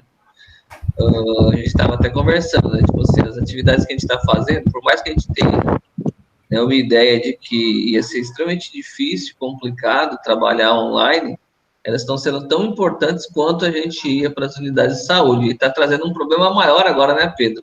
E que a gente vai fazer para manter esses diálogos com os profissionais quando a gente estiver presencialmente, né? Mas acho que está sendo muito bom mesmo. A gente está chegando, e principalmente porque as falas são muito bem direcionadas a um tema específico do que a gente vai tratar na aula. Então, só para deixar isso marcado, agradecer aí a sua participação, falar que quando a gente precisar, a gente vai explorar de novo, entendeu? Pode explorar. E falar para os meninos que, assim, os meninos, né? Falar para os estudantes que a gente sempre acha que a tal da vigilância é a burocracia, a coisa chata. Mas é fundamental para quem está trabalhando, né? Uma coisa que você falou é assim, como é que a gente mede a eficiência do que a gente faz, né? Tipo assim, a gente faz, parece que não sai do lugar. Se a gente tem indicador de saúde para poder fazer, né, o acompanhamento e a avaliação, a gente sabe, né, da onde a gente partiu e aonde a gente está conseguindo chegar. Isso é fundamental para se entender, né, ou para a gente, né, memorar, retomar as trajetórias para poder mudar as estratégias, para poder ter um impacto mais positivo do que a gente faz. Então, isso é fundamental para a gente. E a gente vai falar para o pessoal se atentarem que esse assunto é um assunto mais, né, chatinho, vamos dizer assim, mas só é chato quando você não compreende qual é a sua importância. De que você compreende a sua importância, você acaba revestindo ele de significado tão quanto outras disciplinas, outras matérias da saúde coletiva. Beleza? Obrigado. Valeu, gente. Tchau, pessoal. Jama, muito obrigado, viu, minha querida? Muita força aí na sua luta, no seu trabalho cotidiano. Galera, obrigado. A gente se vê semana que vem. Beijo, um abraço, muita saúde. Pedro, fica aí. Sim, senhor. Muito obrigada, professores. E amanhã, até semana que vem. Obrigado, Pedro. Eu mandei o link dos padres da aula de manhã lá no grupo dos professores, viu? Para mandar para os alunos. Vi.